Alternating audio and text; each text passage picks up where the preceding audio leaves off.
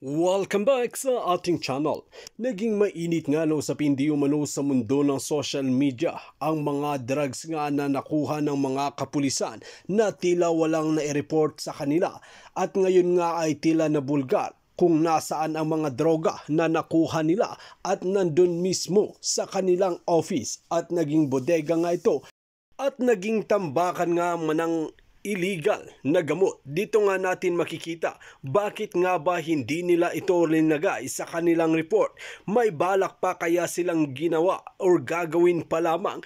Kaya naman talagang pinag-iimbestigan nga ito sa loob ng Senado. Ngunit tila bistado nga si Ibanez at mga ibang general na tila pinagkakaisahan nga daw sila para mag-resign si Albayalde. Dito nga natin makikita na tila gagamitin na nila ang kanilang mga connection or mga protector para mapaalis ang isang opisyalis na matino ang kanyang ginagawa dahil lahat ng hindi matitino at mga tiwali na mga kapulisan natin sa bansang Pilipinas ay tila nagsasama-sama para pabagsakin ang matitino na talagang gumagawa ng kanilang mga trabaho. Dito nga natin makikita na tila dinuduminghan nga nila ang kanilang mga uniforme. Ito kaya talaga ang pakay nila, magpulis para mas madaling makahanap ng pera. Tila nakikita natin dito na hindi nga maganda ngayon ang imahe ng ating kapulisan dahil sinisira di umano ng matataas na opisyalis. Ang nakakahiya nga dito ay tila matataas pa na opisyalis ang kanilang mga protektor at ang mga gumagawa neto.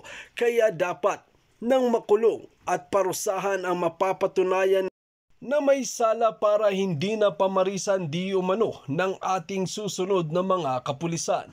Well mga kababayan, para nga sa karagdagang impormasyon, panoorin nga natin ang buong video. At kung bago ka pa lamang sa aking channel, huwag kalimutan i-click ang subscribe button at notification bell para lagi kang updated sa ating mga bagong video. At para sa solid viewers natin dyan, maraming salamat sa walang sawang pagsuporta. Parang masyadong malaki na yung involvement ng almost all that are behind this shenanigan, ika nga. So I'm glad that you are all here, no, to show your support to this investigation, but we'd like to be educated further so that we can come up with legislation to help you, to help our prosecutors, to help our law enforcers in this fight against illegal drugs. So, ako, may gusto ko lang itanong kay DG Lasso. DG, maraming salamat sa iyong pag-mention, no, o pagpag-ahayag tungkol dun sa 30%. Pwede ba maikwento mo ulit sa committee? Paano mo nalaman? Yung ganung scheme o ganung modus operandi ng mga asset na yan? Yes, Your Honor. Ang nangyari po, they approached one acquaintance of mine who was also helping me in PIDEA, para mag-offer sir ng trabaho. Tapos, napag-usapan nga po nila na yun nga, ang kalakaran is the scheme is that they are rewarded with a certain portion of the confiscated doses drugs kapag nag-positive po yung trabaho. So sinabi sir nung tumutulong sa akin na as far as I am concerned, yung administration po, hindi po pwede yung ganun. So, ang pwede is the monetary reward. Hindi po nila na iharap ako sa kanila for them to get the assurance na talagang tatayuan ko yung sinasabi kong monetary reward. Kaya po, na-meet ko sila personally. Okay, yung sila, you're referring dun sa grupo ng asset? Tipsters, opo sir, yung mga informants. Opo sir. Yes, sir. So I reiterated to them. Again, they also relate the story again that yun, ang kalakaran nga raw is they get a portion of the confiscated drugs. And so sinabi ko sa kanila na under my leadership sa PIDEA, I will not allow this kind of scheme to be used. So hanggang sa monetary reward lang, which is provided by law. So yun sir, napag-agreehan namin na yun. And I think yung appearance ko or yung pagkikita-kita namin ay they wanted to get the assurance from me personally na papayuan ko yung reward na prinamis ko sa kanila. Na hindi ko sila lolokohin or nasabi ba nila sa iyo, DG, na yung ganyang kalakaran matagal nang ginagawa sa PIDEA? Hindi naman po, Your Honor. Ang sinabi po nila is kasi nung sinabi po nga nila na humihingi sila na a certain portion of the confiscated drugs na parang bayad nila sa efforts nila kasi sinabi nila sa akin din na they won't me asking for any financial support from my office to do their legwork in pursuing these operations. Sinabi nila na yun po yung kalakaran nga, to use their term, sabi nila, yun sirang kalakaran, pati sa kabila. Sinabing kabila, ano yung kabila? Pina-clarify ko sa kanya, when you say kabila, what do you mean? Sabi nila, sir, then they mentioned the PNP. Okay. So wala ho ba silang sinabi, DG, na yung kalakaran na yan, panahon pa ni Juan de la Cruz o kung sino pa, yung mga... to be candid about this, I'm sure, are you at liberty to name names na na-mention nila na involved na opisyal? If you're not at liberty, that's okay, that's fine. We can do executive session para mapag-usapan natin yan. But I really question, are they incumbent officers of the PNP and PIDEA? Sir, honestly sir, wala silang minention na mga pangalan. Okay. Parang kinukwento lang nila yung sistema, yung kalakaran na, the scheme of how they're going to do their operations. Hanggang dun lang sir, wala naman silang binabanggit ng mga pangalan ng mga officers. Yung nangyaring raid doon sa Taguig. Taguig ba yun? Yung sa South, sa mismo office ng PIDEA. May nakuhang drugs. Apparently, ang may hawak ng drugs ay yung head, di ba? Yung head.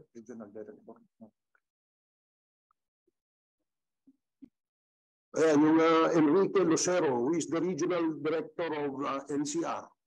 No, sir, he is the district officer for Southern Office District of PIDEA. Okay. So, ano yan? What can you tell us about yan? Bakit may ganun karaming droga dun sa PIDEA? Is he part of the sindikato na nagre-recycle? I cannot give an exact answer for your question, Your Honor, pero as far as that operation was concerned is that through my PNP contact before, because I was a former member of the PNP, I was asking them to help me with our accomplishments with the PIDEA. So, unfortunately, it turns out that the operation, ang target pala ay mga membro po namin. So, alam mo po ang nangyari. The head of the Southern Office District of PIDEA, which also office in Taguig, ay siya po yung nahulian, and some of his members, sila po nahulian in possession of, I think, about something like 1.3 kilograms. Oh, sorry, 1.17 kilograms of shabu, Your Honor. So, okay. So, ito yung na-discover dyan. No? And I'm sure your office, perhaps, you've been there for less than a year, di ba? Tama? Yes, Your Honor. So, dun sa, you've already identified perhaps some members of, or some agents ng PIDEA na ganito yung kalakaran. Meron ka na bang information sa na ganun? I keep on receiving informations, Your Honor, about agents in PIDEA who are suspected to be involved in the recycling of drugs, but honestly, I have a hard time gathering evidence or gathering proof as to their involvement. But I understand na it also takes a process. Yeah. Meron pong mga pangalan din na ano. But siyempre sir, ano lang, information lang, so it's not gospel truth na involved na nga. So ano lang. We understand. I'm sure iniimbestigahan nyo ngayon yun based on the information that you gathered. Let me ask naman a question sa PNP. Can we be updated, the committee be updated as to the case of Sergeant Mayo? Ano nang status? Kinasuhan niya ba? Of course, dismissed siya, di ba? Good morning, Mr. Chair, Your Honors. As to the status of the criminal case of Sergeant Mayo, it is the hearing, sir, is ongoing at branch 177 in Manila. And the next scheduled hearing will be on next week, March 24. And it will be sunod-sunod po sir na hearing yan halos every week. As to the administrative cases to be filed against him, the SITG Special Investigation Task Group 990 was created, and PDEG was excluded to have that fair and impartial investigation. So the administrative aspects as to the cohorts of the Sergeant Mayo is being was taken cognizance by the SITG already, sir. Okay. There was a press statement made by the Chief PNP in that particular incident where Sergeant Mayo was caught. May nabanggit siya na mayroong general daw. You're familiar with that, di ba? Yes, sir. Yes, sir. Show the statement of Chief PNP. No, Chief PNP. Chief PNP. Oh. He made this, I think he had a press conference. Binanggit niya doon na meron siyang tinitingnan na officers. Kasi the reason why I'm asking this, Colonel and General, is baka naka-focus lang tayo kay Mayo. Diba? Even sa privilege speech ni Senator Mayo, he was also surprised, no? To learn na yung kanyang, when he was Chief PNP, na-transfer niya si Sergeant Mayo, and then was returned back to Manila when he's no longer the Chief PNP. So, ano natin ba ko? Ito yung statement mismo ni Chief PNP, no? Said the ranking police officers who refused to identify were on a floating status. So, are you pursuing your investigation dito sa mga to? Are you also at liberty to name them in this committee? Sir, as to the formal investigation of the cohorts of Sergeant Mayo, the PNP SITG 990 had already took cognizance of that case, sir. How far did they take cognizance of that? Did they file cases? Did they continue investigating? Did they get enough evidence to file that would warrant a case against these officers? Ano ba? Gano'n nakalayo yung ano? We have one member of the SITG, sir, is from TDO. If for the updates on the so far, sir, as I have monitored, sir, I have talked with the Internal Affairs Service. The administrative case of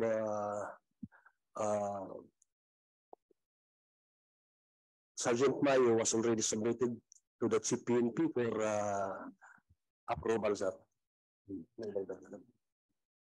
Kasama itong dalawang generals that Chief PNP mentioned. No, sir.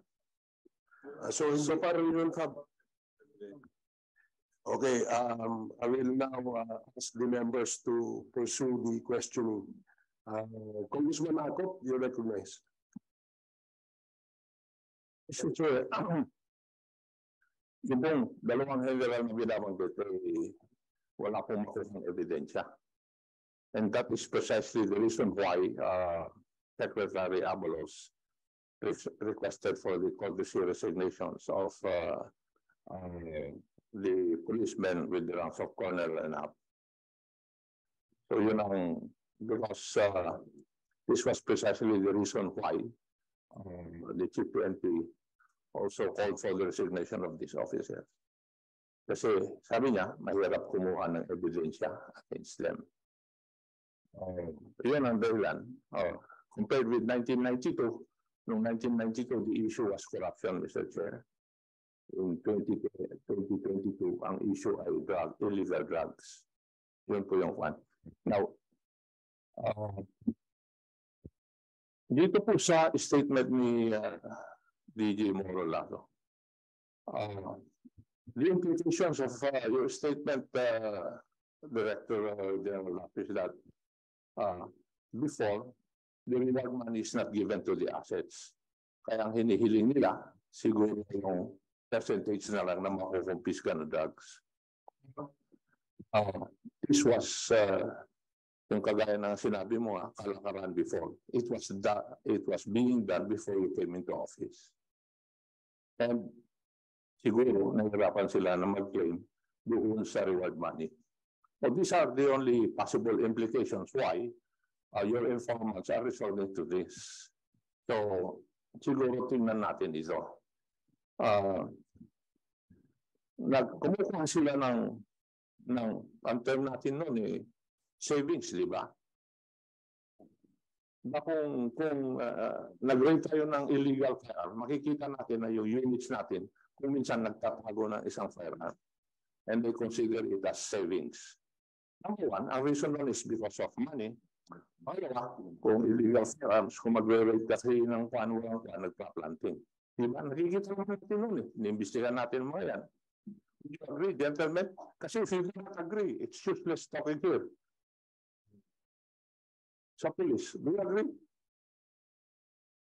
Sumakit kayo, hindi yung tao ng ulo. You agree, sir? Yes. Di ba? Ganyan dati, na gusto natin pitin. So, ganun sinunod ang nangyari. It's because of money. At saka, gagamitin natin sa future operations. Yan ang sinasabi ng ating mga operative na pag-inimbestigan. I know this for a fact simply because ako ang Inspector General ng panahon na yun And I have investigated plenty of these things. Then I was the Inspector General of the PNP, PCINP then. So, ganun ang totalan. Now, this has to be stopped. If we look at the laws, sections 21 and 22 of Republic Act 9165, very stringent. Yung one dyan, section 22, may kwan ng DDB, memorandum circular, I think it's Lawman, at saka yes. Very, very extensive yung provisions doon. And if we follow this, siguro hindi naman nangyari na ni-reveal ni Morolato. If we follow the provisions of the law. Kasi section 21, yung disposition ng mga seized drugs, ay nandun yung proseso. Kaya ang problema natin, yung legal drugs na nahuhuli natin, it's within the custody of the law enforcers for a longer time. Kamala lang, if you read the law, kailangan i-dispose kagad yung sample lang ang maiiwan doon sa mga officers. Di ba? So why are we not doing this? Why are we not following up our people operating on against illegal drugs? That we follow what the law provides. Yun po yun Thank you, Mr. Chair. Thank you, Congressman Akop. Congressman Gomez. Mr. Chair, following up on Congressman Akop's statement, maybe it would be nice to find out right now, Mr. Chair, to find out how much are being kept, how much drugs are being kept in their storage. So we will know if they're really following what is being said in the law. Kasi nga, kailangan sample lang, maliit lang. Yeah, last committee hearing, we requested the PNP and the PDEA to submit an inventory of the drugs seized and within the custody of the evidence room yata ng PNP at saka yung custodian ng PDEA. So we asked for that report. Until now, we have not received any report from both the agencies, both units.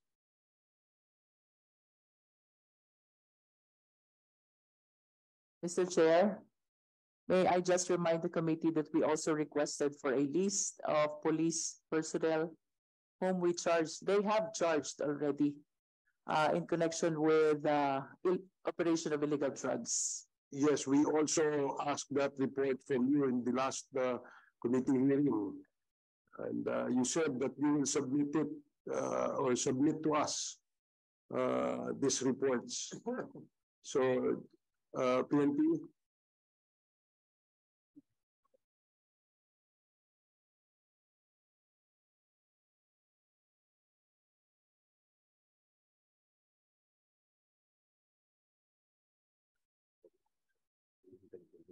Your Honor, we have here data on administrative cases the PNP filed against PNP personnel who were found positive in illegal drugs and involved in drug-related cases. And we have here data, Your Honor, from July 1, 2016 to February 22, 2023, wherein a total of 569 cases were filed against PNP personnel for being positive for use of illegal drugs. And out of these 569 cases, a total of 578 personnel were charged for administrative cases.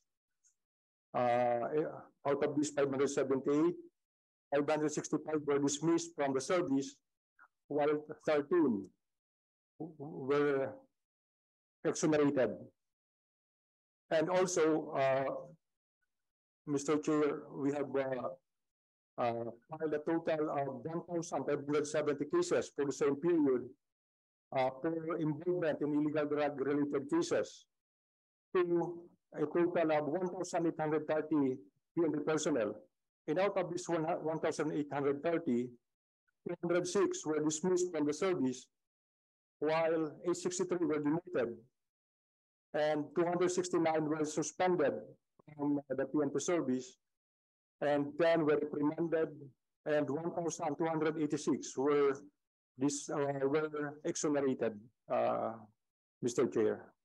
That is for administrative cases, Mr. Chair. Can you submit to the committee, General, the reports that you have in your possession? Yes, Your Honor. Salamat. What about NAPOLCOM?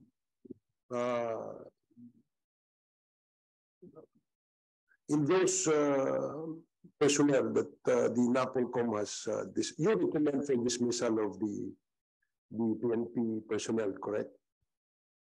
Yes, Your Honor.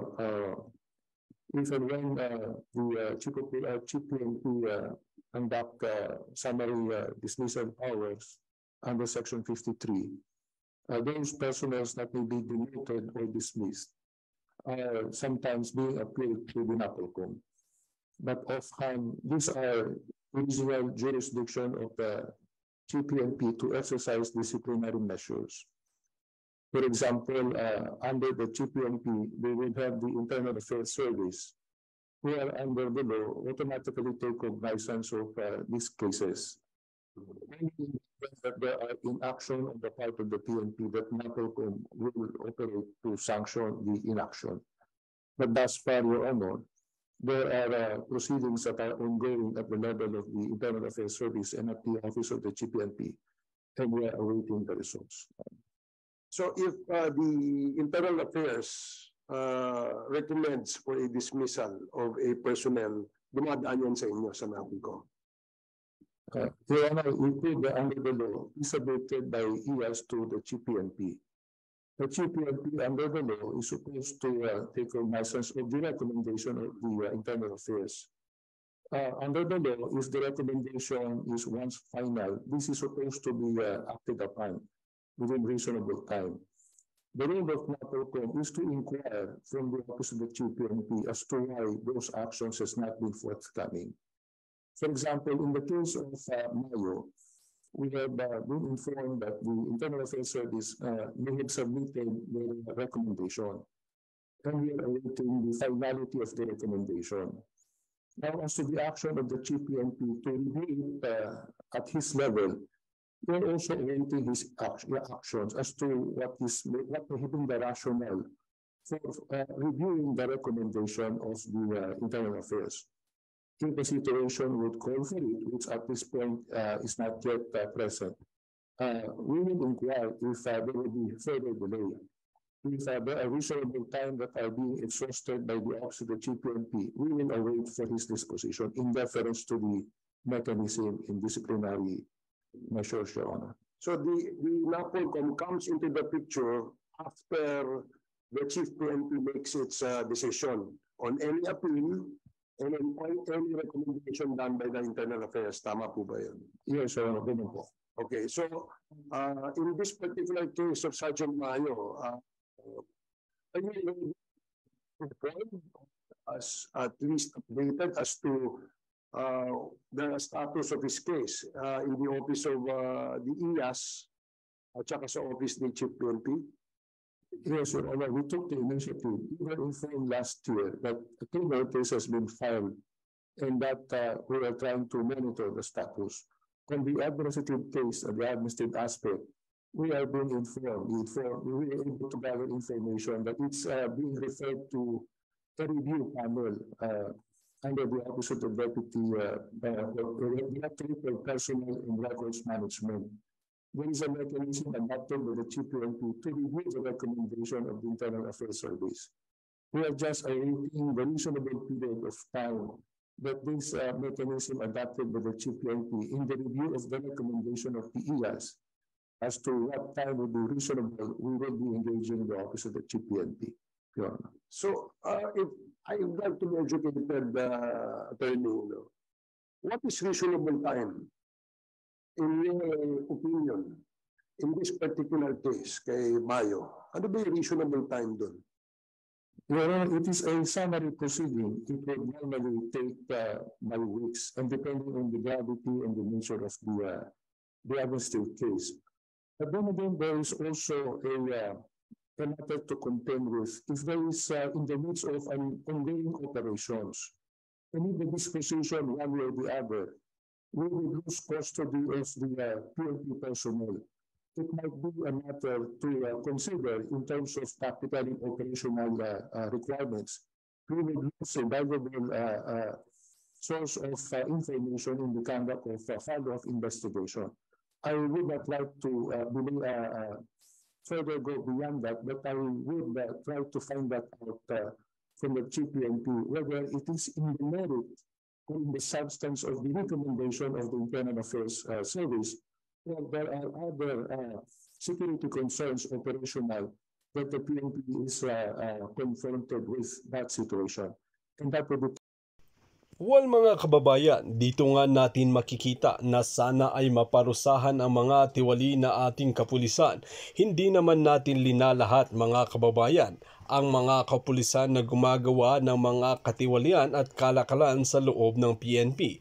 Ngunit sana ay makonsyansya naman ang matataas na general, colonel at iba pa dyan na tila mga kapulisan natin na gumagawa ng matitino at pati nga ng kanilang buhay ay talagang eto ang kanilang pinili na trabaho para paglingkuran ang taong bayan. Sana ay hindi na nila idamay ang matitinong pulis sa kanilang kalokohan.